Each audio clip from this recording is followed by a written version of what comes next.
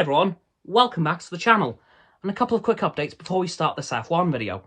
One, I got new pillows, so that means we've got a new background, which is now white, purple and greeny blue, which looks pretty good in my opinion. Of course, as you can see, I've had a haircut for the first time since September. Yeah, I was due to go at the end of October, then I started to get ill, so yeah, I had to kind of hold off until I was better, which is now, so here we are. Hair has been cut, it looks a lot better, so yeah, and it's a bit more manageable now. But F1 news.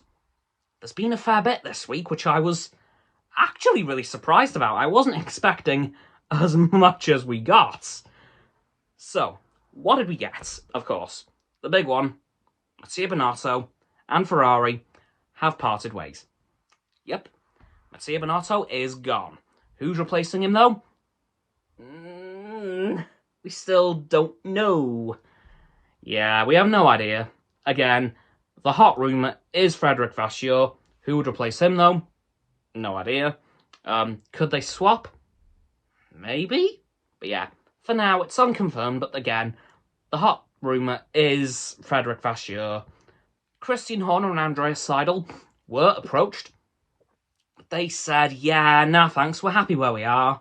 So it ain't them two, we know that much. But, moving on, actually, to McLaren, thanks to Andreas Seidel, we now have a confirmation that Alex Palou, 2021 IndyCar champion, is going to be their reserve driver.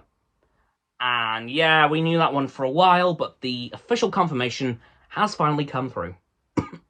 And speaking of IndyCar, we have Jamie Chadwick's plans for next year, and she is moving to the indynxt series, which is the IndyCar equivalent of Formula 2, and she'll be driving for Andretti Motorsports in the DHL car, much like Romain Grosjean in the main IndyCar series. So, big congratulations to Jamie.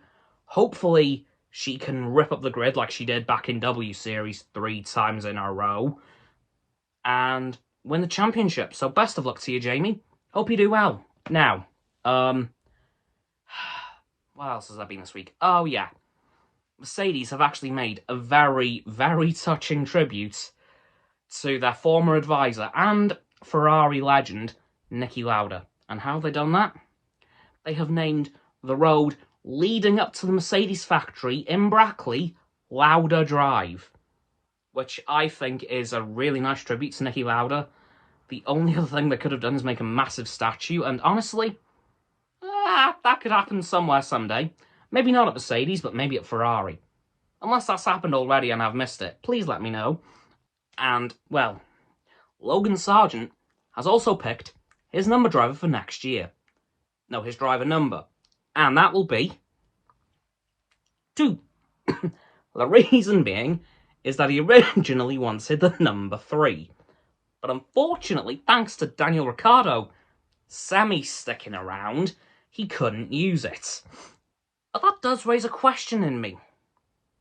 If Daniel did ever retire, would Logan be able to change his number to 3, as it would no longer be in use? Or is he stuck with 2 for the rest of his Formula 1 career? Please let me know in the comments. But there is another big, major bit of news this week. And unfortunately, it's kind of a sad one. Well, there is another piece of news too, but China has been cancelled due to the still very extreme COVID-19 regulations in the country.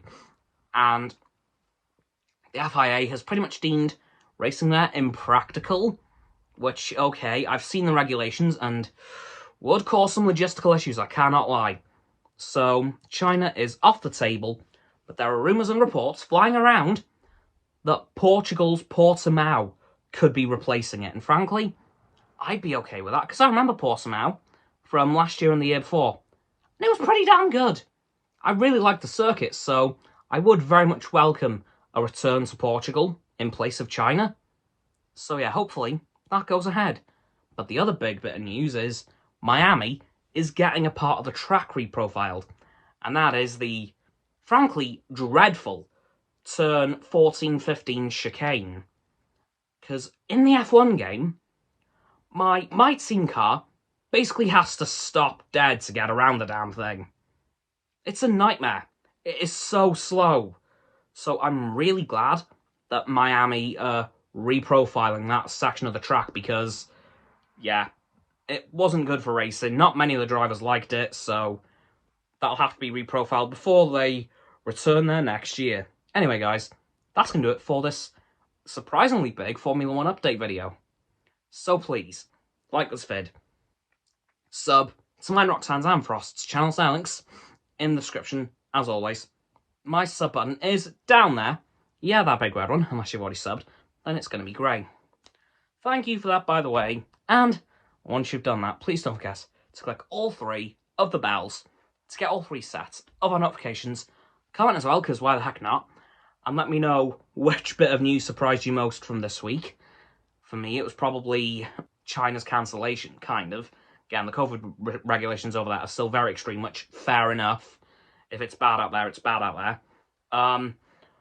Once you've done that too, please follow me on my social medias. There'll be a link tree in the description. I should be going live on stereo tomorrow at 6 PM in the UK. I'll confirm that for you guys tomorrow, though. But please, as well, check out Roxanne's website and Frost's Instagram. They're going to be below my link tree in the description. And lastly, please share this video with all of your friends so they can join the infinite loop of liking, subscribing, commenting, following, and sharing, and around and around and around that loop. And I'll see you guys tomorrow with another video. Goodbye!